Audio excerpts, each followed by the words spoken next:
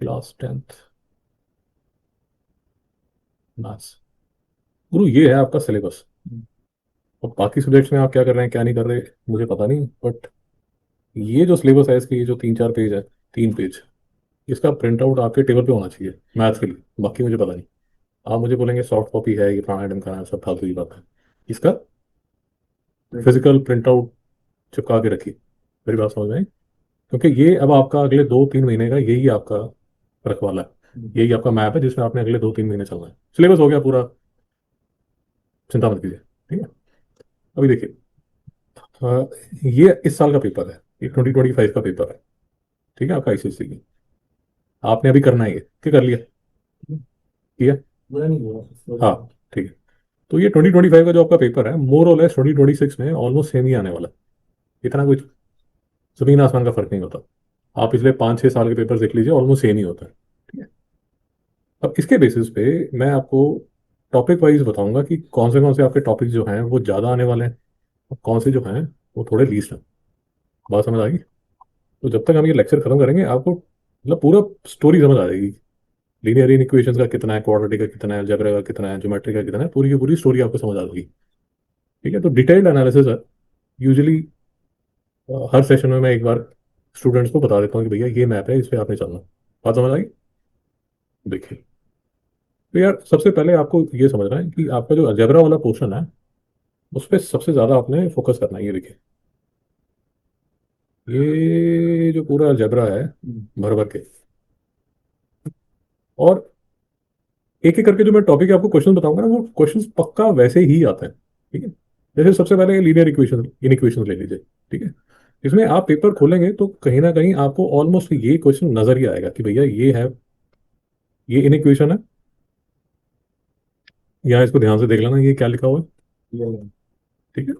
और इसको real number line पे प्लॉट कर दो। 3 नंबर का मोटा क्वेश्चन ये आएगा पक्का, या तो 3 नंबर का या 4 नंबर का। और एक देखिए, ये देखिए यहाँ पर, ये देख लिया, X belongs to integer, linear inequations. ये 1 नंबर का क्वेश्चन आपके जो एमसीक्यू आते हैं ना पहले, तो 4 नंबर का ये क्वेश्चन हो गया। ये क्वेश्चन ऐसे ही आते हैं यार। आप मान के चलिए हजारों सालों से ऐसे क्वेश्चन आ रहा है। देखो कोई चेंज नहीं आएगा। चेंज आएगा बस ये आ जाएगा, ये रियल नंबर है, इंटीजर है, नेचुरल नंबर है, ये प्लॉट कैसे करना है, कहाँ पर उसको ये करना है, कहाँ उसको ये करना है, कहाँ उसको थिक करना है, वो सब आपको कुछ चीर फाड़ क्वेश्चन नहीं आते यार। सिंपल से क्वेश्चन आते हैं। गुरु यहाँ तक डाउट है? अब क्वाड्रेटिक इक्वेशन में 3-4 तरह के क्वेश्चन पक्का आएंगे। ठीक है। एक क्वाड्रेटिक इक्वेशन दी जाएगी, उसको सॉल्व करना होगा। फॉर्मूला बेस्ड होगा। फॉर्मूला बेस्ड होगा। उस क्वेश्चन में मैं आपको दिखा दिखा के समझाता हूँ।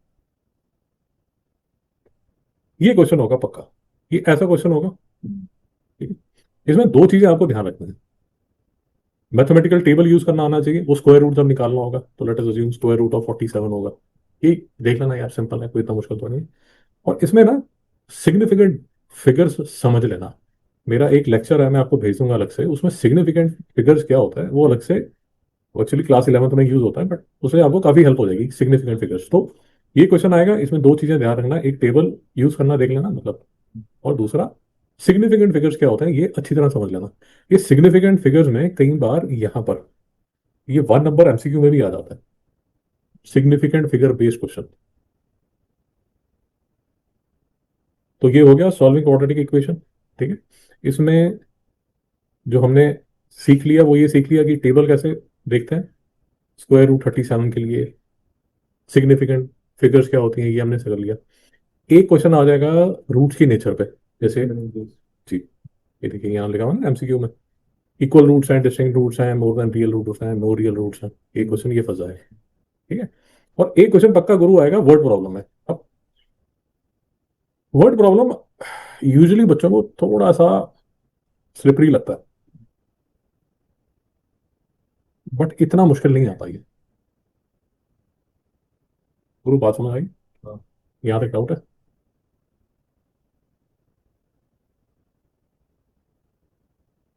इसमें भी यूजुअली आसान से क्वेश्चन आते हैं, इतने कोई चीर फाड़ क्वेश्चन नहीं आते यार। स्पीड का आ जाएगा, डिस्टेंस का आ जाएगा, स्पीड डिस्टेंस का आ जाएगा, ऐसे क्वेश्चन आ जाते हैं।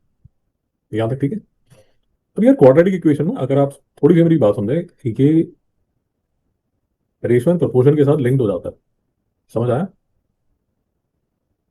कैसे? ये ऐसे क्वेश्चन आएगा। ये रेशियो प्रोपोर्शन का 3 4 नंबर का ये ऐसा ही क्वेश्चन आता है। इसमें वो आपका कंपोनेंट और डिविडेंड लगा के प्लस माइनस करके क्वाड्रेटिक इक्वेशन बनती है, उसका रूट्स निकालना पड़ता है। ये बात समझ आई? पक्का? फिर क्वाड्रेटिक इक्वेशन यार इसलिए भी हमारी इंपॉर्टेंट है, इसकी थोड़ी सी प्रैक्टिस ज्यादा कीजिए, क्योंकि यहाँ पर ये हम जब यहाँ करते हैं ना, ये रिकरिंग डिपॉजिट, आपको याद होगा यहाँ पर भी एक क्वाड्रेटिक बनती है। एम फाइंड करना होता है। शाबाश। जब एन फाइंड करना होता है, तो इसलिए क्वाड्रेटिक इक्वेशन है ना, अपने पैर फंसा के रखते हैं अलग अलग जगह पे। और मुश्किल नहीं है। मुश्किल के नाम पे वर्ड प्रॉब्लम जो है वो थोड़ी सी, वर्ड प्रॉब्लम थोड़ी सी स्लिपरी हो सकती है, मुश्किल नहीं होती। यहाँ तक डाउट है?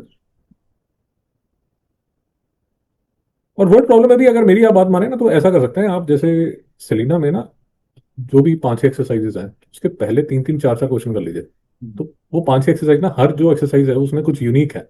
जैसे एज के क्वेश्चन कर लीजिए एक दो, स्पीड के कर लीजिए एक दो, नंबर्स के कर लीजिए एक दो, फ्रैक्शंस के कर लीजिए एक दो। बात समझ आई? और आसान वाले, आपको देख के ही अगर लगे कि ओ भाई ये क्या है, तो उसको मत कीजिए, क्योंकि वैसा आएगा नहीं। यहाँ तक डाउट है? उसके बाद गुरु जो टॉपिक चलता है, फैक्टर, फैक्टराइजेशन, फैक्टर थ्योरम। ठीक है। अब इसमें भी ना यार थोड़ा सा प्रॉब्लम मैं आपको बता देता हूँ, आपको प्रॉब्लम ही बता देता हूँ। इसमें जिन बच्चों का बेसिक अलजेब्रा वीक रहा है ना, 7th 8th 9th से जिनका अलजेब्रा ही वीक है, वो बच्चे यहाँ फंसते हैं, नहीं तो ये टॉपिक आसान है। ठीक है। और एक और बात आ जाती है, जैसे अब इसमें थोड़ी सी तकलीफ भी आ जाती है, जैसे क्लास 9th में क्यूबिक एक्सपेंशन या स्क्वायर एक्सपेंशन वो अगर नहीं आई, तो यहाँ पर जैसे लेट अस अज्यूम इसकी फैक्टराइजेशन करनी है, तो बच्चे यहाँ फंस जाते हैं। तो ये टॉपिक आसान है, बट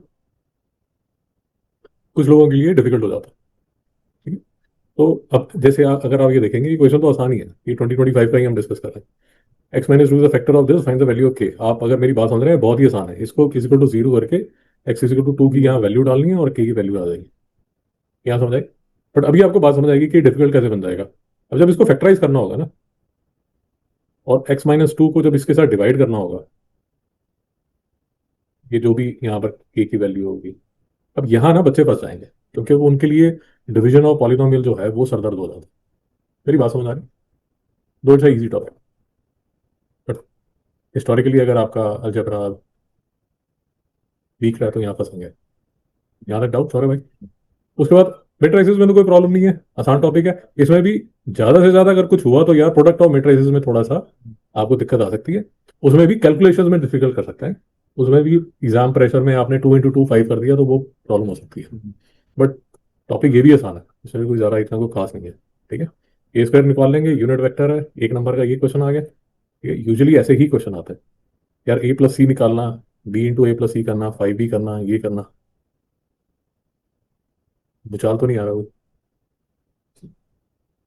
थोड़ी सी कैलकुलेशन ध्यान से करनी पड़ेगी, जबकि जैसे यहाँ आप BA कर रहे हैं, तो BA जब करेंगे तो उसको थोड़ा सा ध्यान से कीजिए, BC करेंगे तो थोड़ा सा ध्यान से कीजिए। 5 × 4 21 मत कर दीजिए। मैं तो यूजुअली ये रिकमेंड करता हूँ कि स्टेप को मिस मत कीजिए। यहाँ तक कोई डाउट है? फिर नेक्स्ट गुरु टॉपिक आ जाता है अर्थमेटिक प्रोग्रेशन, ज्योमेट्रिक प्रोग्रेशन। इसमें भी अगर आप देखेंगे, जो क्वेश्चंस आते हैं यार वो इजी आता है। अब आप लोगों के साथ मैं एक प्रॉब्लम बता देता हूँ आपको।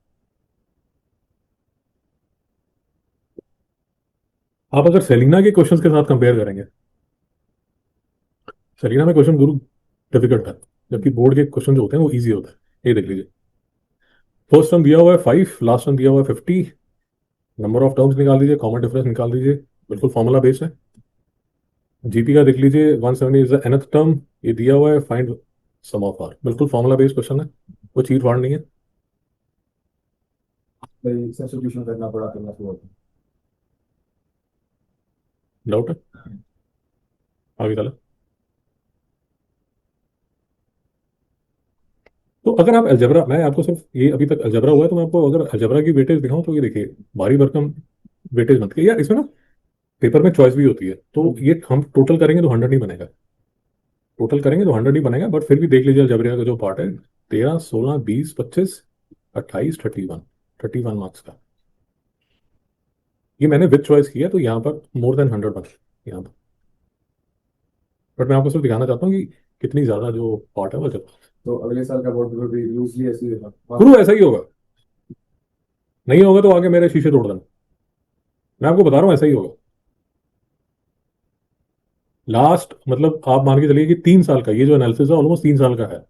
मतलब 25 का पेपर है, 24 का पेपर है, 23 का पेपर है, ऑलमोस्ट ऐसा ही होता है। आप ये मान के यहां तक भी मान के चल सकते हैं कि ऑलमोस्ट क्वेश्चन नंबर 2 क्या होता है, क्वेश्चन नंबर 3 क्या होता है, ऐसा ही होता है। तो तभी आपको बता रहा हूँ कि ये रिकॉर्डेड रहेगा। ये आपका रोड मैप है मैथ्स का। इसको आपने दिसंबर, जनवरी, फरवरी में 3 महीने, 3.5 महीने इसी को फॉलो करना है। कोई नई चीज मत फॉलो कीजिए।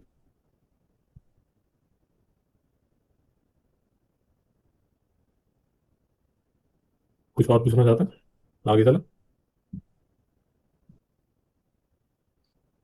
और आपको ये भी पता है कि हर जो टॉपिक है उसकी प्लेलिस्ट अवेलेबल है। सारी प्लेलिस्ट आपको दी गई है। मैं आपको डॉक्यूमेंट शेयर करूंगा, उसमें चैप्टर वाइज सारी की सारी प्लेलिस्ट आपको मिल जाएगी। एक चीज और आपने ऑब्जर्व की होंगी कि जो प्लेलिस्ट है उसमें जो क्वेश्चंस हैं वो भी पुराने ही क्वेश्चंस हैं, बोर्ड के क्वेश्चंस हैं। सेलिना के क्वेश्चंस भी हैं और बोर्ड के क्वेश्चंस भी हैं। मैं सिर्फ आपको ये बताना चाहता हूँ कुछ उटपटांग काम मत कीजिए, एक्स्ट्रा बुक्स लेके आ गए, ये ले गए, वो सब करने की कोई जरूरत नहीं है। ज्यादा से ज्यादा सिर्फ प्रीवियस ईयर बहुत है। आपसे ये एक बार हो जाता है तो 2 बार कर लीजिए। आगे चलें। फिर से यार, अब जीएसटी का अगर आप क्वेश्चन देखेंगे तो जीएसटी के, आप तो कॉमर्स वाले हैं तो जीएसटी आप करते हैं, तो आपको तो और भी इजी लगेगा। बट फिर से अगर आप देखेंगे जो पेपर में क्वेश्चंस आते हैं वो बड़े सिंपल से क्वेश्चन आते हैं। बुक में फिर भी सलीना में थोड़े डिफिकल्ट क्वेश्चन है। यहाँ बहुत ही सिंपल क्वेश्चन आता है। एक एमसी टेबल बेस्ड ही आएगा, टेबल दिया जाएगा। टेबल दिया जाएगा, टेबल बेस्ड ही आएगा, ज्यादा नहीं आएगा। मैं ये अज्यूम करता हूँ कि शायद कॉमर्स वालों को और भी इजी लगता है, बिकॉज शायद कॉमर्स में भी आप करते हैं, डिटेल में करते हैं ये पूरा। आई थिंक आप कॉमर्स में भी करते हैं। फिर से रिकरिंग डिपॉजिट में वो एक ही अपना फॉर्मूला है, मोटा सा फॉर्मूला, उसी में आपने चीजें डालनी है। उसमें जो जो आप ही बता रहे हैं, जो क्वेश्चन डिफिकल्ट बनता है वो बनता है एन जब फाइंड करना होता है, क्योंकि वो क्वाड्रेटिक इक्वेशन बन जाती है और कई बार मुझे क्वाड्रेटिक इक्वेशन है थोड़ी डिफिकल्ट होती है।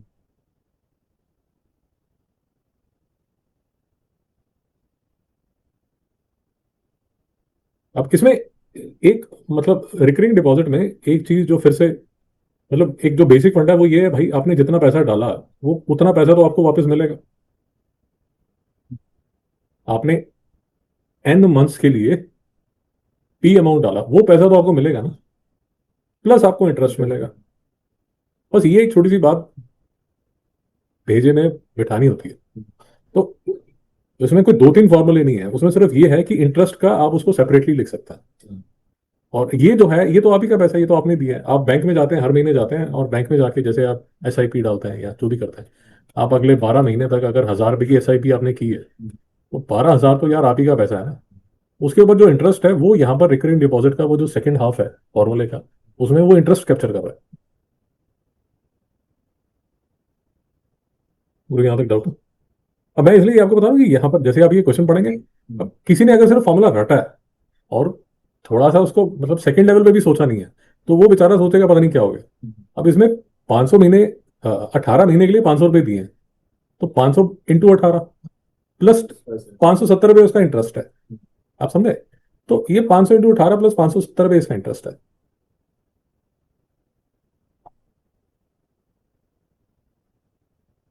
मेरी बात समझ पा रहे हैं जो मैं कह रहा हूँ? अब इसमें आप ढूंढते रहे अरे कौन सा फॉर्मूला लगेगा, कौन सा फॉर्मूला लगेगा, वैसे मत कीजिए। थोड़ा तो आपको मगज की जरूरत पड़ेगी ना। और ये रुपी है इसलिए इसमें रुपी बाहर आ गई। समझ आया?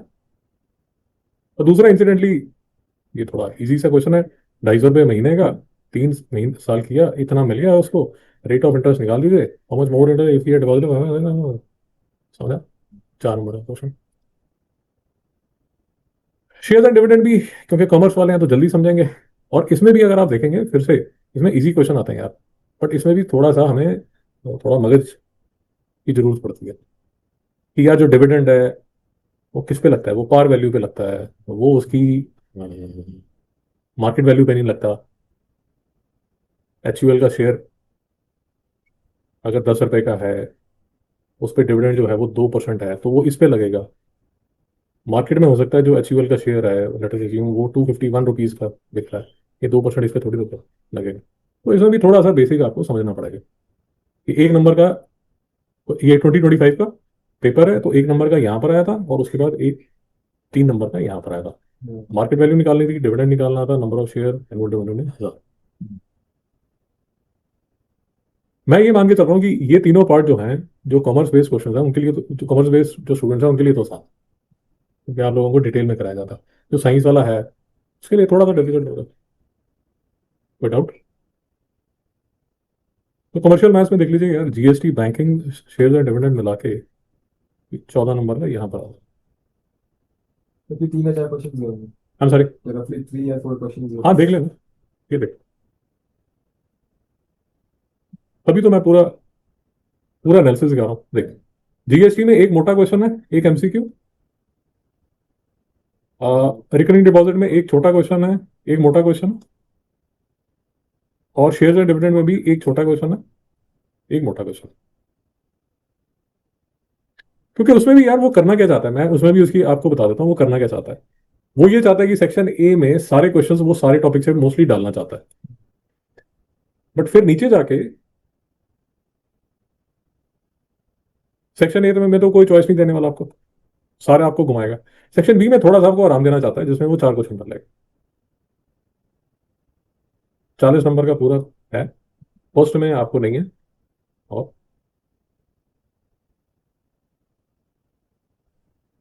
सेकंड में चॉइस है। आगे चलेंगे। हाँ।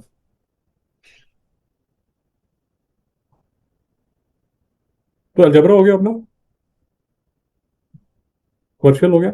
और आप मान के चलिए ये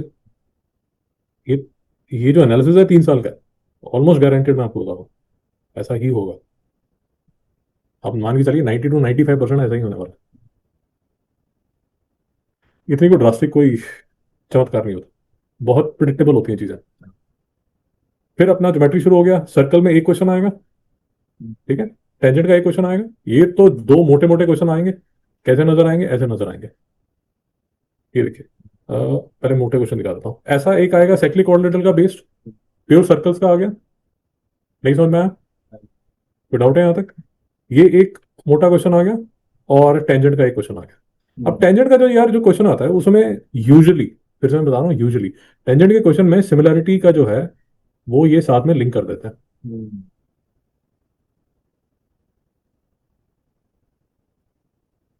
टेंजेंट के क्वेश्चन के साथ सिमिलैरिटी लिंक कर देते हैं, क्योंकि ये नीचे ना प्रूव करवाना होता है।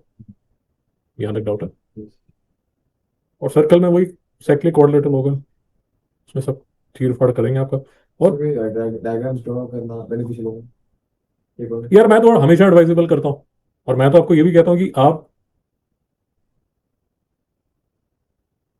अब देखिए, फिर से थोड़ा सा अपने एडवांटेजेस देखने पड़ेंगे। आप तो कलाकार आदमी हैं, तो सर्कल तो ड्रॉ कर ही लेंगे।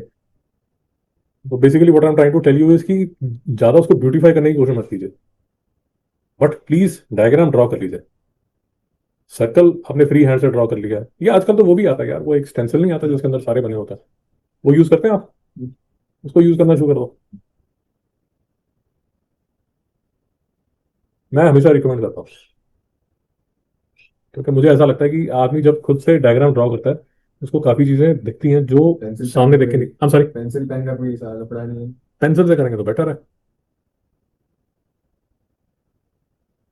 तो स्टेंसिल ले लो ना, आपकी क्लास में यूज करते होंगे बच्चे, कुछ याद है। तो क्या प्रॉब्लम? ठीक है, अभी मैं इसीलिए आपको नवंबर में पकड़ रहा हूँ कि अभी आपके पास टाइम है, आप आराम से स्कोर कर सकते हैं। आपका सिलेबस पूरा हो चुका है, कोई प्रॉब्लम नहीं है, अब सिर्फ फिनिशिंग बाकी है। ठीक है, तो एक एक मोटे क्वेश्चन सर्कल में और टेंजेंट में, और यहां पर एक एमसीक्यू। ये बात समझ में आ गई? ठीक है, फिर गए हम सिमिलैरिटी में। सिमिलैरिटी में सिमिलैरिटी में एक एमसीक्यू था 2025 में, और इसको ये प्रूव करना था, यहां पर ये प्रूव करना था। और क्योंकि अब ये सिलेबस में है, तो आप मान के चलिए ये जो एरिया बेस्ड स्केल फैक्टर वाले क्वेश्चन है, ये आएगा पक्का। नहीं समझ में आया? ये देखिए, तो जीएसटी में ये आपका ये फॉर्मूला है, ये जो जो यहाँ पर लिखा हुआ है गुरु, मैं तभी आपको बार बार कह रहा हूँ कि जो जो यहाँ लिखा हुआ है प्लीज इसका प्रिंट आउट रखिए अपने सामने। Things shouldn't be coming as a surprise. ये ऑर्डर ऑफ अ मैट्रिक्स पे क्वेश्चन बनते हैं, नल आइडेंटिटी पे क्वेश्चन बन जाता है। Nothing should come as a surprise to you. ओ भाई ये क्या हो गया, ऐसा नहीं होता। अ, हाँ, सिमिलरिटी की बात करते हैं ना, ये देखिए, मैं आपको ये दिखाना, हाँ ये दिखाना चाहता हूँ। जब उसने यहाँ पर लिखा हुआ कि यार मैं एरिया ऑफ सिमिलर ट्रायंगल्स की बात करूंगा, square of their corresponding side, direct application based on maps and model, जब उसने सिलेबस में लिखा हुआ है तो वो पूछेगा, और मान के चलिए वो जरूर पूछेगा। अब फिर से मैं आपको बता रहा हूँ कि जान देने की जरूरत नहीं है यार, सलीना खोल लीजिए, उसमें एरिया बेस्ड जो प्रॉब्लम्स हैं वो दो तीन क्वेश्चन कर लीजिए, समझ लीजिए कैसे करते हैं। कुछ नहीं है, वो स्क्वायर ऑफ द साइड होता है बस। तो मैप बेस्ड हो सकता है या मॉडल्स होते हैं, कई बार वो शिफ्ट वाला बेस्ड क्वेश्चन। इसमें सिर्फ एक चीज ये ध्यान रखिए, ये एरिया बेस्ड का मैं आपको एक फैक्ट बता देता हूँ, पिछले 2-3 सालों से ये सिलेबस में नहीं था। तो अगर आप 2020 से पहले के जो पेपर देखेंगे ना, उसमें इसके क्वेश्चंस आपको मिलेंगे। तो 21, 22, 23, आई थिंक 24, ये ना पिछले 3-4 सालों में ये नहीं था। तो इसलिए 3-4 साल आपको शायद इसके क्वेश्चन नहीं मिलेंगे। बट 2020 से पहले वाले जो पेपर्स आप देखेंगे उसमें आपको भर भर के ये एक, 25 वाला है। आई एम सॉरी, ये और ये 25 25 वाला है, ये तो 25 वाला है। तो बेसिकली मैं आपको ये कह रहा हूँ कि प्री 20 देख लीजिए, उसमें आपको मिल जाएंगे एरिया बेस्ड क्वेश्चन सिमिलरिटी के टॉपिक में। कोविड के बाद कुछ देर तक ये नहीं था, यहाँ तक डाउट है?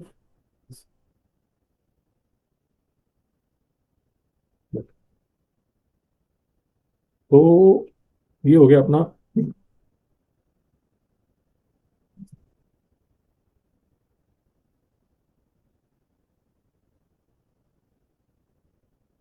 मेरे भाई यहाँ तक डाउट तो नहीं? आप मान के चलिए जो एरिया वाला है ये पक्का है। और पी वाई क्यू में 2020 से पहले देख लीजिए, आपको उसके क्वेश्चन मिल जाएंगे बहुत। यहाँ तक डाउट है? कंस्ट्रक्शन आपने की है? हाँ मैंने नोटिस किया है, बट प्रथम सेट में मैंने किसी समझ कर लो भाई, समझ नहीं आएगा समझ रहा। और मैंने ड्राइंग की जो एग्जाम दी थी एलिमेंट्री इंटरमीडिएट में, उसमें उसमें था। हाँ, मुझे बेसिक्स याद नहीं रहा। ये भी ज्यादा मुश्किल नहीं है यार, इसमें भी आपको पास करना चाहते हैं, मर्डर नहीं करना चाहते। सर्कम पहले ट्रायंगल बना लीजिए, उसको सर्कल कर लीजिए, रेडियस वाला सर्कल निकाल लीजिए, ये क्वेश्चन था 4 नंबर का क्वेश्चन। फिर एक उन्होंने बड़ा स्मार्ट सा एक यहाँ पर एक क्वेश्चन बनाया हुआ था, ये भी अगर आप देख लेंगे तो आपको समझ आएगा कि बेसिकली डेफिनेशन बेस्ड है। इन सेंटर क्या होता है, सर्कम सेंटर क्या होता है, ये बड़ा एक 2025 में 1 नंबर का ये क्वेश्चन है, सॉर्ट ऑफ डेफिनेशन बेस्ड। बात समझ आया? सिलेबस आपको दिखा देता हूँ।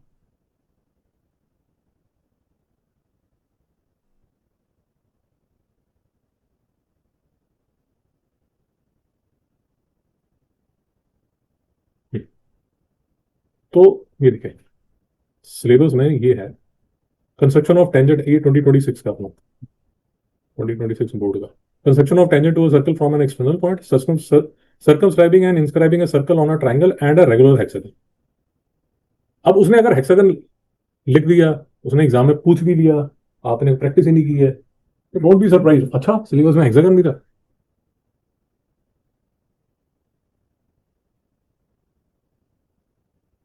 आप सर्कमस्क्राइब और इंस्क्राइब सर्कल ही करते रहे, आपने देखा ही नहीं कि वहां तो उसने रेगुलर हेक्सागन भी सिखाना लिखा हुआ था। और तभी मैं आपको बोल रहा हूँ कि उसका फिजिकल प्रिंट आउट निकालिए, क्योंकि वो सॉफ्ट कॉपी में आपको रेगुलर हेक्सागन दिखेगा नहीं, शायद आपको पता भी ना हो, अभी पता चला। तो ये बड़े कॉमन पॉइंट्स हैं। अब रेगुलर हेक्सागन एक्चुअली बनाना बड़ा आसान है, कि मैडम आपके सामने बैठी है, आई थिंक इन्होंने 8th क्लास से बनाया या 7th में बनाया, 7th में बनाया था हेक्सागन।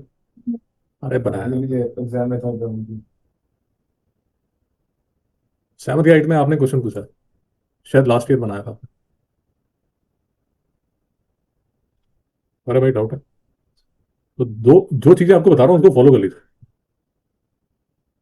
ये मत सोचिए अरे यार ये सब तो फालतू की बात है।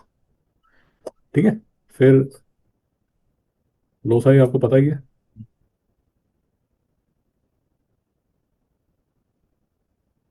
लोसाई में ये सब चीज़ें।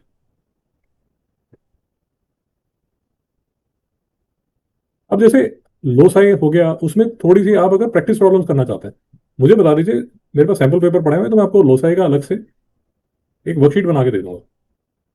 क्योंकि ये टॉपिक्स यार बड़े आसान है। आप जीएसटी में कैलकुलेशन कर रहे हैं, आप ऑडिटिंग में कैलकुलेशन कर रहे हैं, यहाँ पर जो आसान टॉपिक है उसमें आप स्कोर नहीं कर नहीं रहे। हम्म, ऐसा मत कीजिए। ये बात समझ में आए? तो सर्कल में 8 नंबर, सिमिलरिटी में 5, कंस्ट्रक्शन में 5,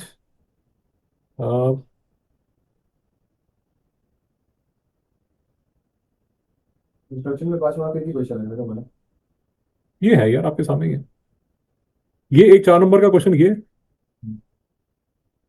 ये एक एमसीक्यू बेस्ड 5 नंबर का आ गया। तो 4+1 मतलब एक मोटा क्वेश्चन आएगा, एक एमसीक्यू आएगा।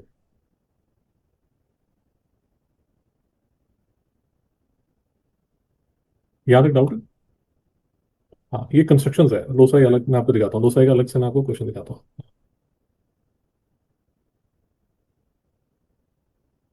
हम्म,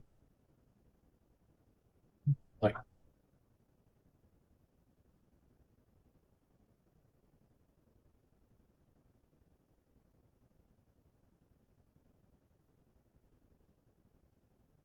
आगे पीछे होगा। सॉरी, यहाँ तक डाउट है?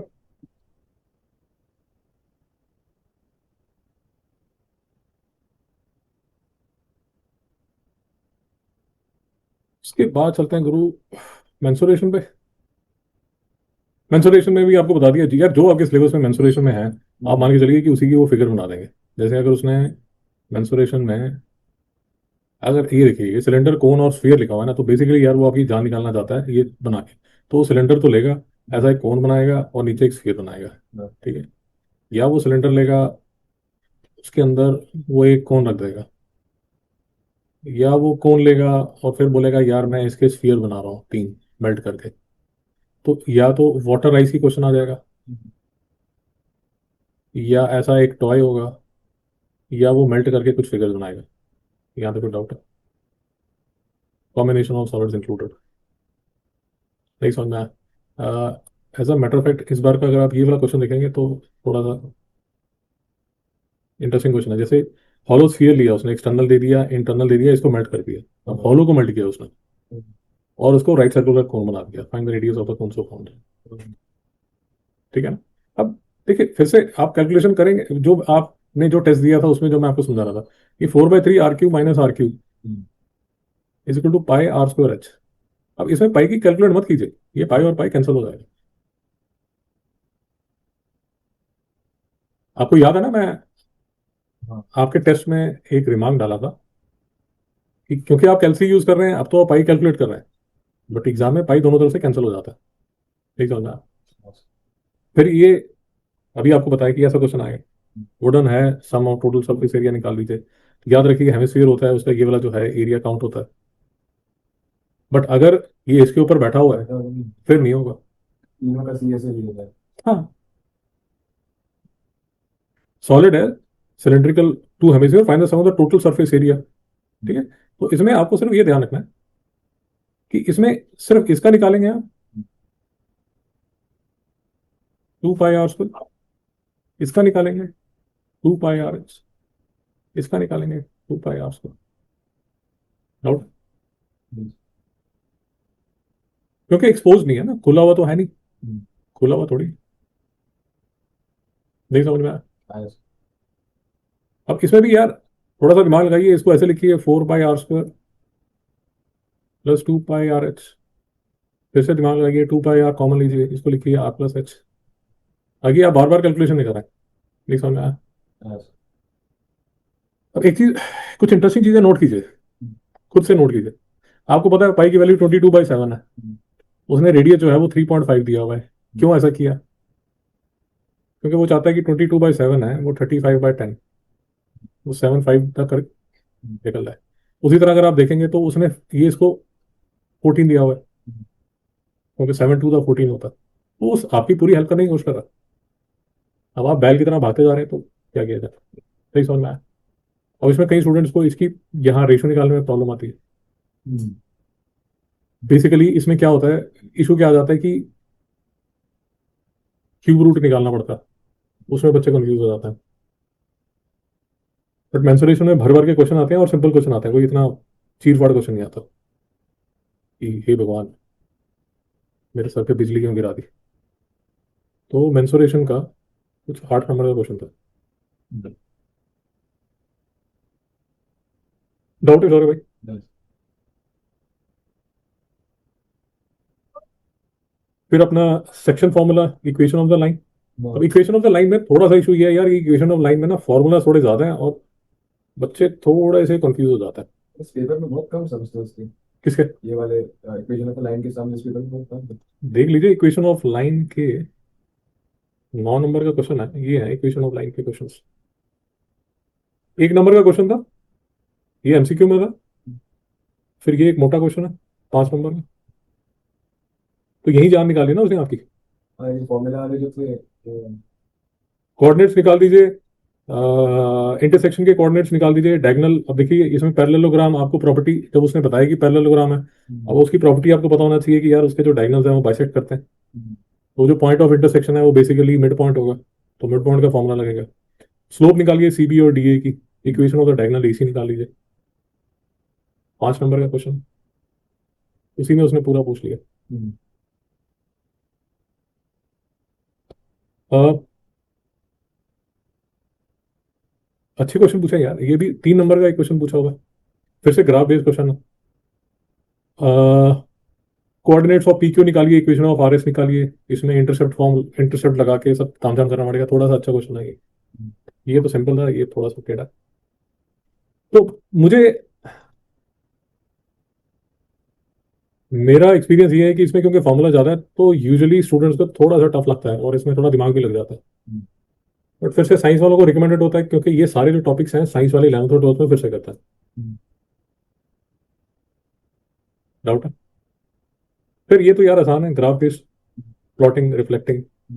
इसमें सिर्फ एक क्वेश्चन अगर पूछा तो वो पूछ लेते हैं आपसे कि यार कौन सा, क्या बोलते हैं वो जो पॉइंट है वो जो चेंज नहीं होता, क्या नाम है उसका, क्या वर्ड, क्या, हम सॉरी, इनवेरिएबल। हाँ, इनवेरिएबल। ठीक है, प्लॉट करेंगे, रिफ्लेक्ट करेंगे, लास्ट में एक फिगर बनेगी, उस फिगर का नाम बता दीजिए। स्टैंडर्ड क्वेश्चन है 5 नंबर का। ये मैडम करती है शायद, 8th क्लास वाली। करते हो? आप देंगे तो कर लेंगे, इतना आसान। डाउट है? फिर आ जाती है ट्रिग्नोमेट्री। अब यार ट्रिग्नोमेट्री में भी एक देखो, एक आएगी यार आइडेंटिटी।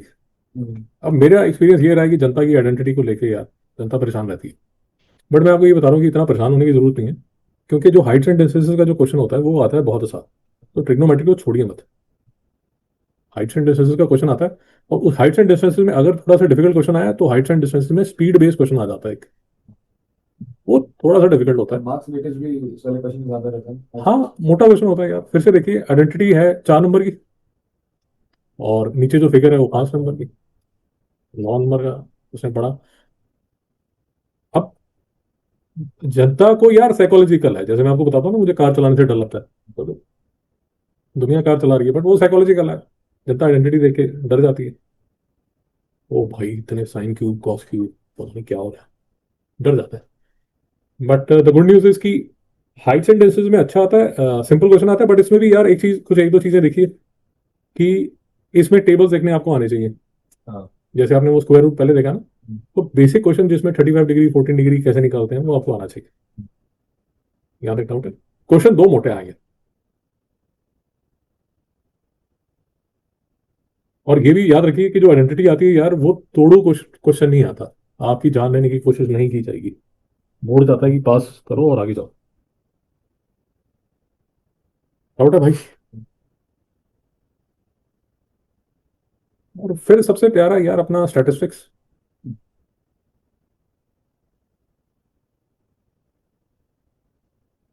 मैं 2 बार लिखा हूँ,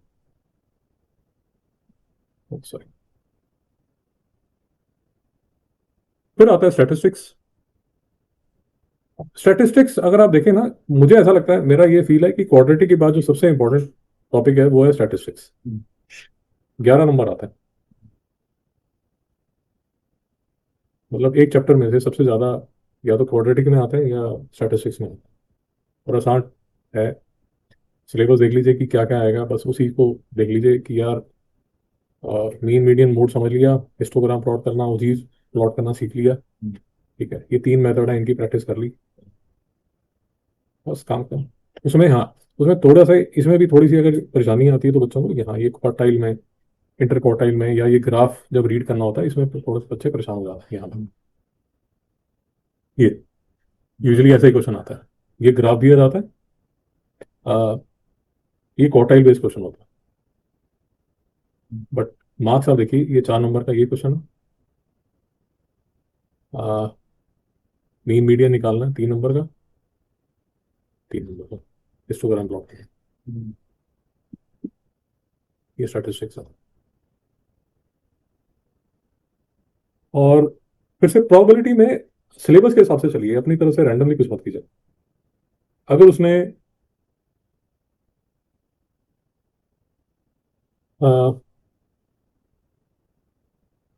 प्रोबेबिलिटी में आई थिंक कार्ड बेस शायद आ रहे हैं, नहीं आ रहे? मैं स्कूल में तो बहुत आ रहे थे। कार्ड बेस कर लीजिए, डाइस बेस कर लीजिए, अल्फाबेट आपको, वॉवल्स, कॉन्सोनेंट्स, ये सब थोड़ा सा पता होना चाहिए। यूजुअली ये बच्चों को आसान लगता है, इतना ज़्यादा कोई डिफिकल्ट लगता नहीं है। प्रोबेबिलिटी है, 1 नंबर का यहाँ एमसीक्यू में आया हुआ है, और नीचे गया हुआ, ये भी आसान क्वेश्चन होता है, ज़्यादा कुछ नहीं होता। यहाँ डाउट है कुछ? Yes.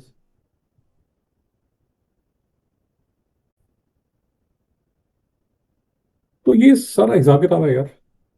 इसमें 2025 में ग्लोसाई का क्वेश्चन नहीं है। बाकी अगर आप देखेंगे तो मोर और लेस जो मैं आपको बार बार कह रहा हूँ, स्कोर करना है इस पूरे पेपर में इतना कोई ज़्यादा मुश्किल काम नहीं है, क्योंकि बहुत ही ऑब्वियस ही क्वेश्चन आते हैं यार, चीट फॉड़ क्वेश्चन नहीं आते हैं।